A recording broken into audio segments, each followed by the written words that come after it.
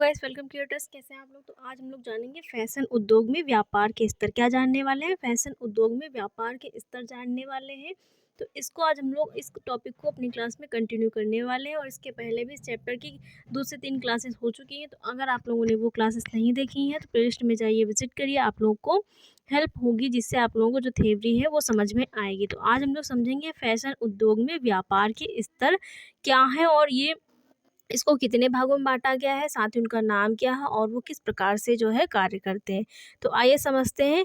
Fashion उद्योग में व्यापार 3 स्तरों पर होता है। कितने स्तरों पर होता है? 3 स्तरों पर होता है। जो फैशन उद्योग है उसमें व्यापार कितने स्तरों पर होता है? 3 स्तरों पर होता है। और उनमें से पहला स्तर कौन सा है? खुदरा संगठन। कौन सा स्तर है? खुदरा संगठन है। तो खुदरा संगठन क्या होता है, ये इसको जानते हैं।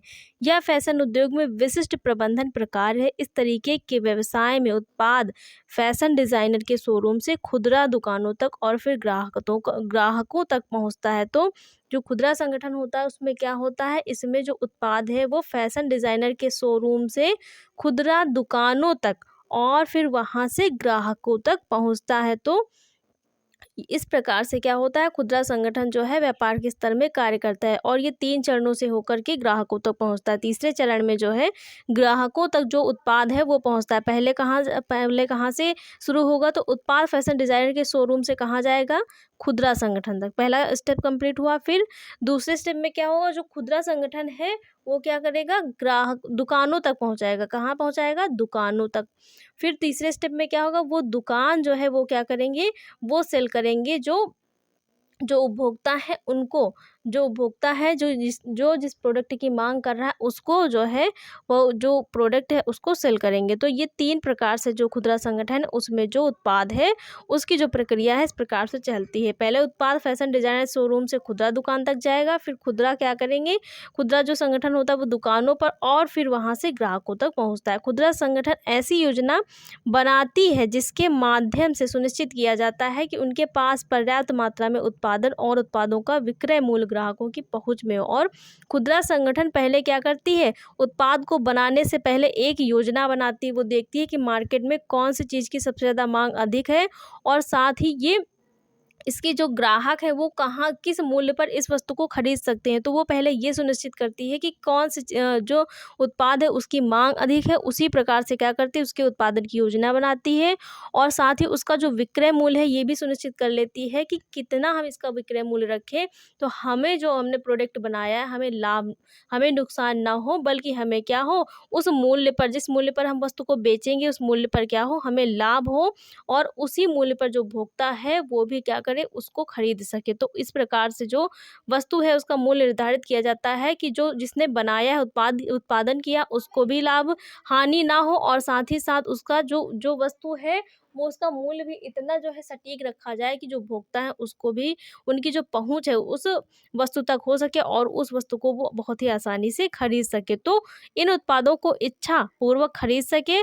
तो अगर बहुत महंगा जो प्राइस रख दिया जाएगा तो क्या होगा, अगर बहुत महंगा प्राइस रख दिया जाएगा तो जो उपभोक्ता है वो वस्तु को खरीद नहीं पाएंगे। तो इसी के अनुसार क्या होता है, उपभोक्ताओं की खरीद के अनुसार उसका मूल्य निर्धारित किया जाता है, जिससे जो बनाने वाला है, उत्पादक है, उसको भी क्या हो, उसको भी उसके बनाने का जो भी सामान लगा है, जो चीज़ें लगी हैं, जिस प्रकार से उसने बनाया है, उसको भी लाभ होता है। साथ ही जो उपभोक्ता होते हैं वो भी बहुत आसानी से उस माल को या उस वस्तु को, उस उत्पाद को खरीद सकते हैं। तो ये हो गया खुदरा संगठन।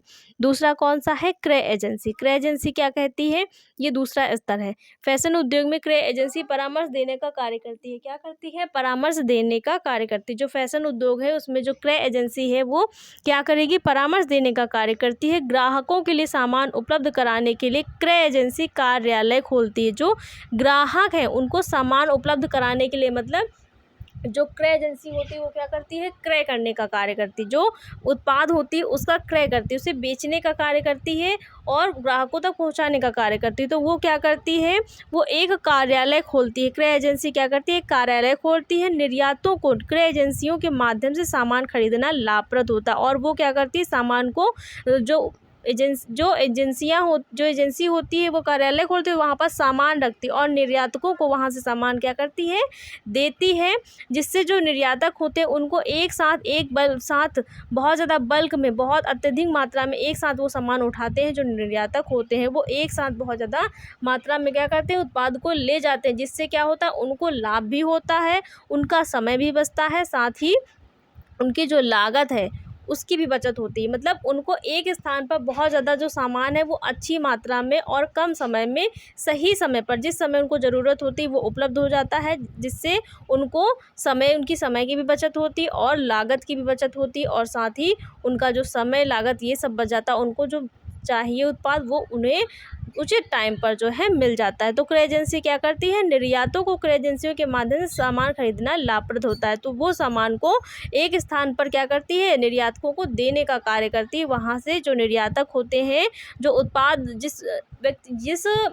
उत्पादक है, जिसको जो उत्पाद चाहिए और जिस उत्पाद का वो व्यवसाय कर रहा है, वो वहाँ से ले जा कर के उत्पाद को खरीद कर ले जाता है।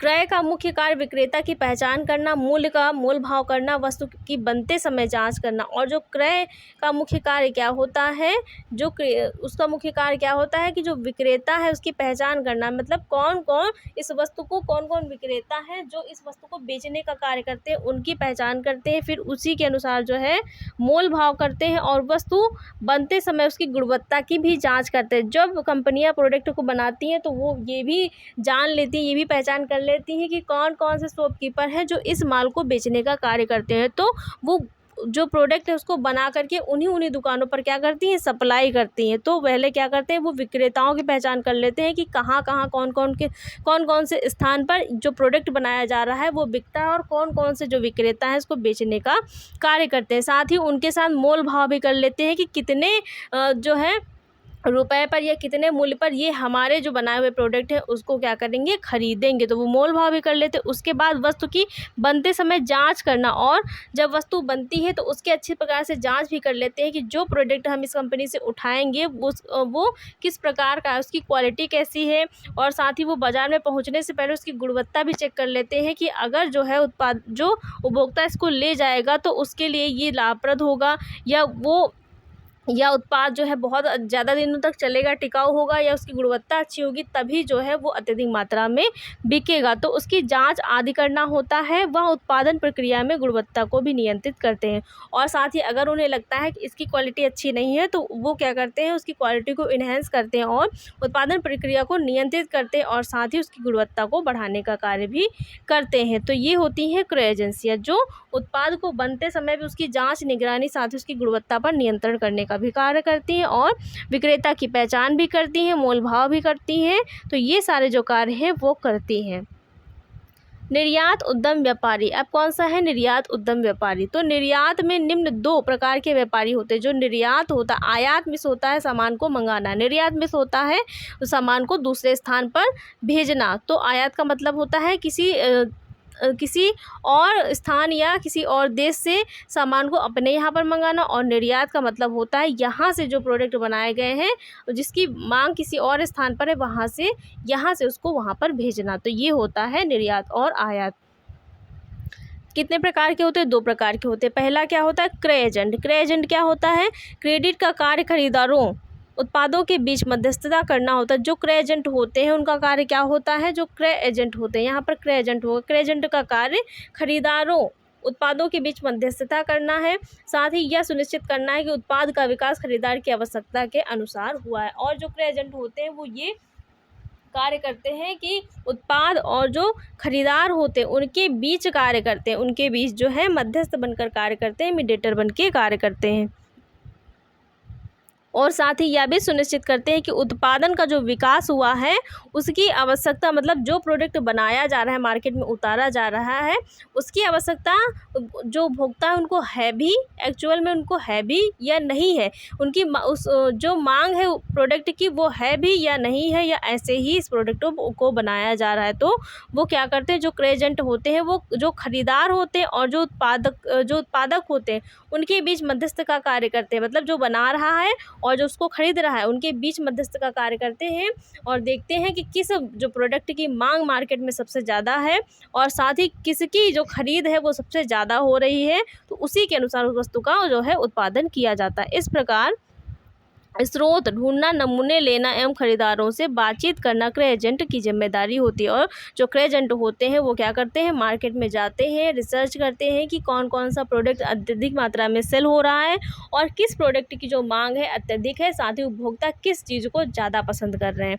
तो उसी के अनुसार क्या करते हैं, वो उनके सैंपल लेते हैं और उसी के अनुसार क्या होता है, फिर उस प्रोडक्ट का जो प्रोडक्ट है उसका जो है कंपनी के द्वारा प्रोडक्शन किया जाता है और फिर वो मार्केट में उतारा जाता है। तो जो विक्रेता उन तक पहुंचाया जाता है, जो विक्रेता होते हैं वो उपभोक्ताओं तक उसको पहुंचाते हैं। तो इस प्रकार से जो क्रय एजेंट है वो जो बातचीत और साथ ही नमूने लेना और जो मार्केट है रिसर्च करना, ये सब क्रय एजेंट का कार्य होता है। उत्पादन व्यापारी क्या है, यह उत्पादन एवं खरीदार व्यापारियों के बीच मध्यस्थता का कार्य करते हैं और उनको जिम्मेदारी उत्पादन को उनकी जिम्मेदारी उत्पादन को समय बढ़ाता है और समय की खरीदार की आवश्यकता अनुसार करने की होती है। मतलब उत्पादन व्यापारी वो होते हैं जो किसी प्रोडक्ट को बनाने का कार्य करते हैं, उसको उत्पाद जो है बनाने का कार्य करते हैं, वो होते हैं उत्पादन व्यापारी। या उत्पादन एवं खरीद व्यापारियों के बीच मध्यस्थता का कार्य करते हैं। तो उत्पादन व्यापारी क्या करते हैं, किसी भी चीज़ को, प्रोडक्ट को, उत्पाद को बनाने का कार्य करते हैं, वो होते हैं उत्पादन व्यापारी। अगला है फैशन व्यापार में लक्षित बाजार क्या है। टारगेट मार्केट क्या होता है कि ऐसा बाजार जहाँ पर जो है जो उपभोक्ता है वहाँ पर क्या है, उनकी वो खरीदने के लिए जाते हैं और साथ ही जो बेचने वाला है वो ये क्या करता है, निश्चित करता है कि किस स्थान पर या किस मार्केट में जो मेरा जो माल है, जो मेरा प्रोडक्ट है वो अत्यधिक मात्रा में बिकेगा, वो होता है लक्षित बाजार। जैसे लक्षित बाजार उपभोक्ताओं के पास श्रेणी है जिसे व्यापारी अपने उत्पाद बेचने के लिए लक्षित करता है। मतलब एक ऐसा स्थान या एक ऐसा प्लेस जहाँ पर जो है जो व्यापारी है अगर अपना वो माल लेकर जाएगा, अपना उत्पाद लेकर जाएगा, तो वहाँ पर उस वस्तु की मांग है और वहाँ पर अगर वो अपना जो है सारा सामान या माल लेकर जाएगा तो वहाँ पर वो पूरा अच्छी तरीके से बिक जाएगा। तो वो होता है लक्षित बाजार, जहाँ पर मांग अधिक होगी और वहाँ पर जो है मांग के अनुसार प्रोडक्ट को पहुँचाया जाएगा, तभी क्या होगा, वहाँ पर वो बिकेगा। फैशन व्यापार में लक्षित बाजार की महत्वपूर्ण भूमिका है क्योंकि यह विक्रय विभाग को उपभोक्ताओं पर केंद्रित करने में सहयोग देते हैं जिनके द्वारा सामान खरीदने की संभावना अधिक होती है। क्योंकि लक्षित बाजार का मतलब होता है कोई ऐसा स्थान जहां पर मान लीजिए कि एक जो है एक मार्केट है जहां पर सिल्क की साड़ियां बहुत बिकती हैं, तो एक कंपनी एक व्यापारी ऐसा है जिसके पास बहुत अधिक मात्रा में क्या है, सिल्क की साड़ियाँ हैं, तो वो उस स्थान को ढूंढने, उसकी और साड़ियाँ नहीं बिक रही, क्या हो रही, नहीं बिक रही हैं, उसकी सिल्क की साड़ी नहीं बिक रही है, तो वो एक ऐसे मार्केट को खोजेगा जहाँ पर सिल्क की साड़ियों की मांग बहुत ज़्यादा अधिक है। तो वो मार्केट मान लीजिए सिल्क की साड़ियों का कहाँ पर है, मान लीजिए दिल्ली में है, तो वहाँ पर क्या करेगा, वो अपनी जो सारा माल है वहाँ पर लेकर के जाएगा। क्योंकि दिल्ली में एक ऐसा मार्केट है, सपोज दैट मान लेते हैं कि दिल्ली में एक मार्केट है जहाँ पर सिल्क की साड़ियाँ बहुत अधिक मात्रा में बिकती हैं और वहाँ पर उस मार्केट में लोग सिल्क की साड़ियाँ खरीदने के लिए जाते हैं। तो जब वो वहाँ पर अपनी साड़ियाँ लेकर के जाएगा तो क्या होगा, क्योंकि वहाँ पर उसी चीज़ की क्या होती, खरीद होती है और वहीं पर उपभोक्ता क्या है, उस चीज़ की मांग करते हैं, तो वहाँ पर उसकी साड़ी बिक जाएगी। तो इसका मतलब उसका लक्षित बाजार क्या हो गया, दिल्ली का वो बाज़ार जहाँ पर सिल्क की साड़ियाँ बहुत अधिक मात्रा में बिकती हैं और उस मार्केट में क्या होता है, सिल्क की साड़ियों की मांग होती है। तो ये होता है टारगेट मार्केट, जहाँ पर आपकी वस्तु और उत्पाद क्या होगा, बिकेगा। साथ ही इन बाज़ारों से अन्य बाज़ारों की तुलना में लाभ अधिक मिलता है। बाज़ारों को लक्षित करने के लिए इनका विभाजन बाज़ारों के माध्यम से किया जाता है। जैसे कि दाल का मार्केट हो गया तो वहाँ पर खाली दाल ही मिलती है, वहाँ पर जो दाल वाले व्यापारी होते हैं वो अपनी हर तरीके की दाल लेकर के जाते हैं और वहाँ पर क्या होता है, उसका विक्रय होता है। सब्जी वाला मार्केट होता है तो वहाँ पर केवल सब्जियां ही मिलती हैं। और जैसे कपड़ों का मार्केट है तो वहाँ पर हर तरीके के कपड़े मिलते हैं। तो बाजार का क्या है, विभाजीकरण कर दिया गया है कि इस चीज़ का मार्केट है तो वहाँ पर उसी चीज़ की, जो उसी प्रकार की जो वस्तु है वैरायटी में आपको देखने को मिलेगी और साथ ही वहाँ पर क्या होगा, अन्य बाज़ारों की तुलना में वहाँ पर लाभ भी अधिक मिलता है क्योंकि वहाँ पर उसी चीज़ का जो मार्केट है वो हर तरफ है और साथ ही वहाँ पर क्या होती है, जो कंपटीशन होता है मोल भाव का वो बहुत कम होता है क्योंकि हर दुकान क्या है, आपको उसी चीज़ की दिखाई देगी, जैसे कि दाल है तो वहाँ पर सभी दुकानें दालों की होंगी। ये है कि कोई जो है दाल में क्या दिखाई देगी, वैरायटी दिखाई देगी। तो लक्षित करने के लिए इनका विभाजन बाज़ारों के माध्यम से किया जा सकता है। बाजार को विभिन्न प्रकार से विभाजित किया जा सकता है। पहला कौन सा है, जनानांकीय विभाजीकरण। कौन सा है, जनानांकीय विभाजीकरण। क्या समूहन मुख्य रूप से जनसंख्या, आयु, जेंडर, व्यवसाय, शिक्षा और आय पर आधारित होता है। जो जनानांकीय विभाजीकरण है वो किस पर आधारित होता है, जनसंख्या पर, आयु, जेंडर और व्यवसाय, शिक्षा और आय पर आधारित होता है। तो जो जनानांकीय है वो किस पर आधारित होगा, जनसंख्या, आयु, जेंडर, व्यवसाय, शिक्षा और आय पर आधारित होता है। और भौगोलिक विभाजीकरण क्या है, यह मुख्य रूप से नगरों, राज्य क्षेत्र पर आधारित समूहन है। विभिन्न स्थानों की जलवायु परिवर्तनशील हो सकती है और यह व्यापार के विकल्पों में महत्वपूर्ण भूमिका निभाती है। विशेष रूप से कपड़ों का चयन जलवायु पर निर्धारित करता है। भौगोलिक विभाजीकरण क्या है कि जहाँ जिस क्षेत्र में या जिस स्थान पर जिस प्रकार की भौगोलिक जलवायु होती है वहाँ पर उसी प्रकार का खान पान होता है, उसी प्रकार का पहनावा होता है, उसी प्रकार का रहन सहन होता है। तो अगर जलवायु जिस प्रकार की है उसी तरह की वहाँ पर जो कपड़े हैं या फिर खाने पीने की वस्तुएं अगर उसी प्रकार की उसी मौसम के अनुसार बिक रही हैं तभी वहाँ पर क्या होगा, उनको खरीदने वाले बहुत अत्यधिक मात्रा में उस वस्तु को खरीदेंगे। अन्यथा अगर मौसम के अपोजिट जो है चीज़ें बिक रही हैं तो वहाँ पर जो है अगर मान लीजिए गर्मियों में ठंडियों के स्वेटर बिक रहे हैं या ऊनी सालें बिक रही हैं तो कोई खरीदेगा नहीं खरीदेगा, क्योंकि आवश्यकता क्या है उस समय कि जो गर्मी पड़ रही है तो गर्मी का मौसम है कि वहाँ पर गर्मियों वाले वस्त्र अगर बेचे जाएंगे तभी बिकेंगे। तो भौगोलिक विभाजीकरण क्या होता है, जिस भौगोलिक विभाजीकरण का मतलब होता है जिस नगर या क्षेत्र में जिस प्रकार की जलवायु है उसी प्रकार के वहाँ पर चीज़ों को उपलब्ध करवाना और उसी प्रकार की जब जो प्रोडक्ट होगा वहाँ पर उपलब्ध होगा तभी उपभोक्ताओं की रुचि के अनुसार होगा और वो जो व्यापार है वहाँ पर सफल हो पाएगा।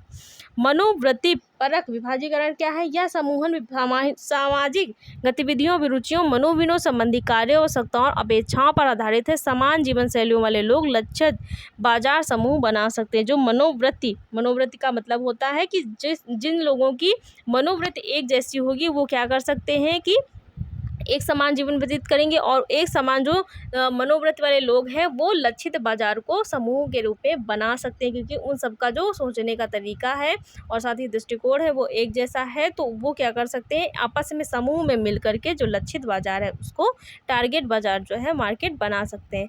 व्यवहारगत विभाजीकरण क्या है, यह स्पेशल उत्पादों या सेवाओं की राय पर आधारित होता है। जो व्यवहारगत है वो किस पर आधारित होता है, जो है सेवाओं की राय पर आधारित होता है। समूहन इसमें कई बार उत्पादों सेवाओं के उपयोग का मूल्यांकन किया जाता है। जो व्यवहारगत विभाजीकरण है उसमें उत्पाद सेवाओं की राय पर आधारित है, इसमें कई बार उत्पाद सेवाओं के उपयोग का जो मूल्यांकन है वो किया जाता है। तो ये जो व्यवहारगत विभाजीकरण है वो व्यवहारिक राय और दृष्टिकोण पर आधारित होगा और उसी के आधार पर जो व्यक्तियों की राय होगी, उनका जो किसी प्रोडक्ट के लिए जो उनका दृष्टिकोण या उनका जो विचार होगा, उनका जो व्यवहार होगा किसी उत्पाद को लेकर, उसके बारे में जो है से उनका मूल्यांकन किया जाएगा। उत्पादों का व्यक्तियों की रुचियों और उनके व्यवहारगत दृष्टिकोण के आधार पर मूल्यांकन किया जाता है व्यवहारगत विभाजीकरण में। आप समझते हैं व्यापार के लिए कुछ बातें। अगर व्यापार करना है तो उसके लिए कितनी चीज़ों का जो है सही होना आवश्यक है।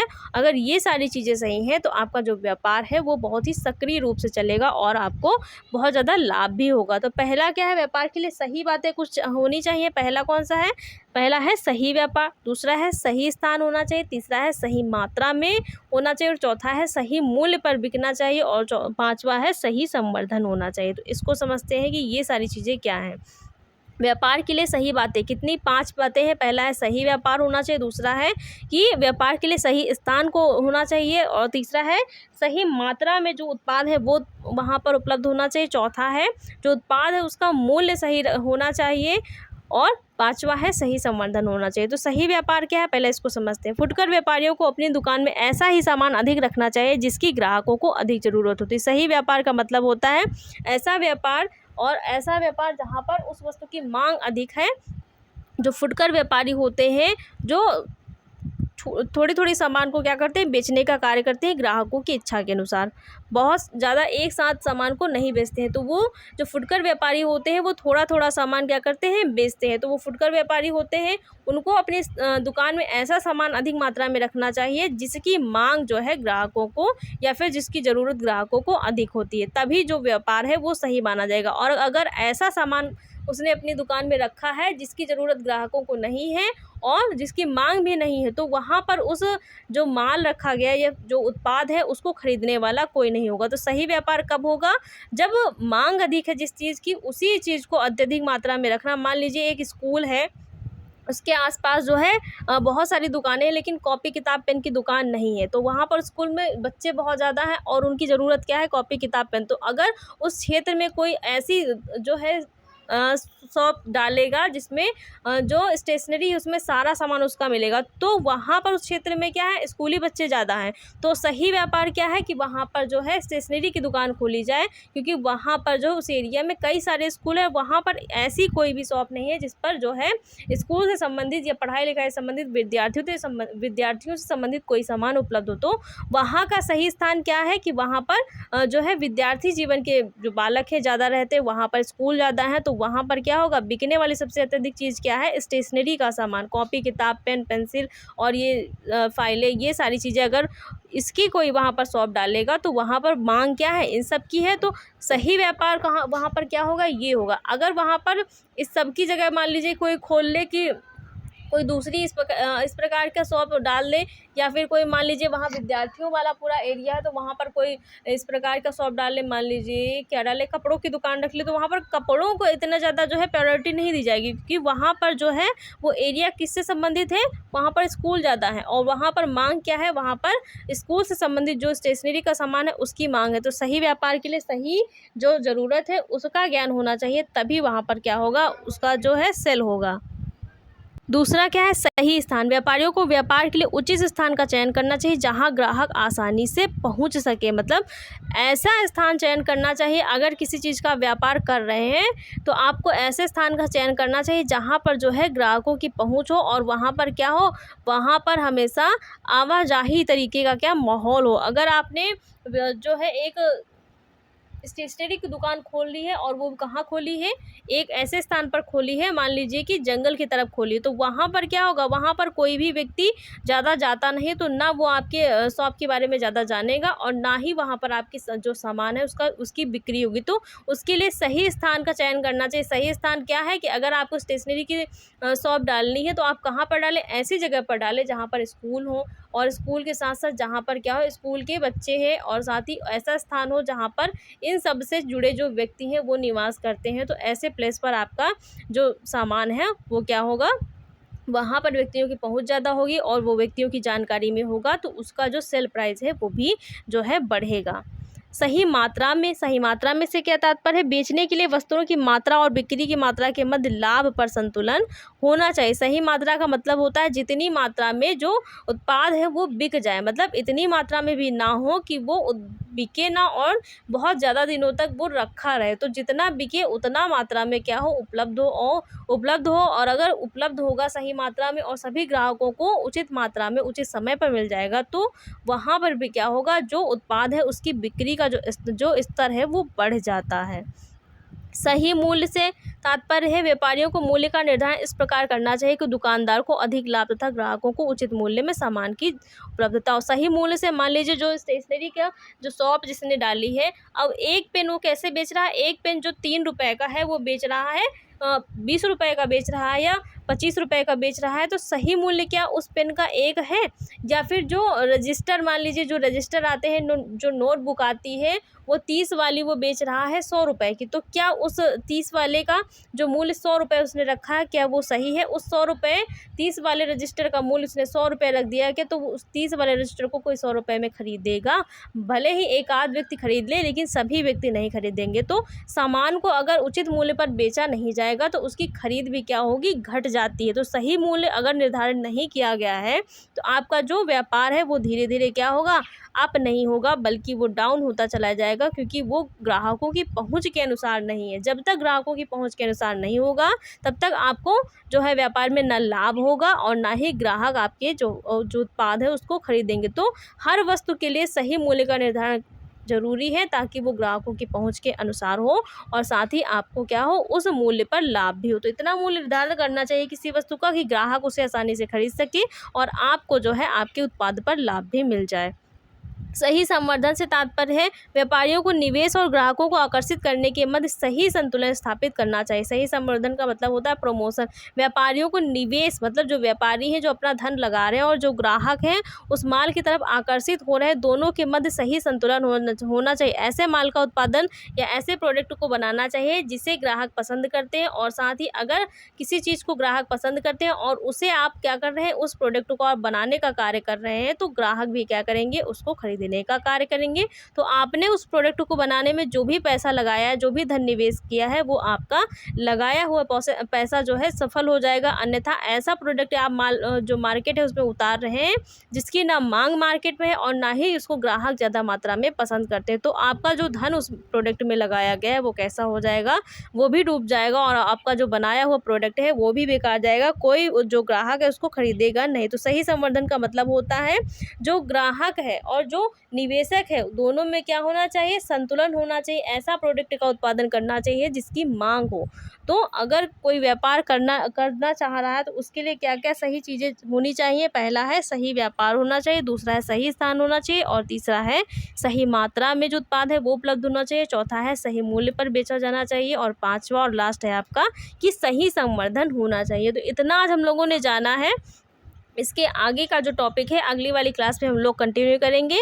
तो गाइस आप लोगों को क्लास कैसी लगी, अगर क्लास अच्छी लगी हो तो वीडियो को लाइक शेयर और चैनल को सब्सक्राइब करिएगा। Thanks for watching guys.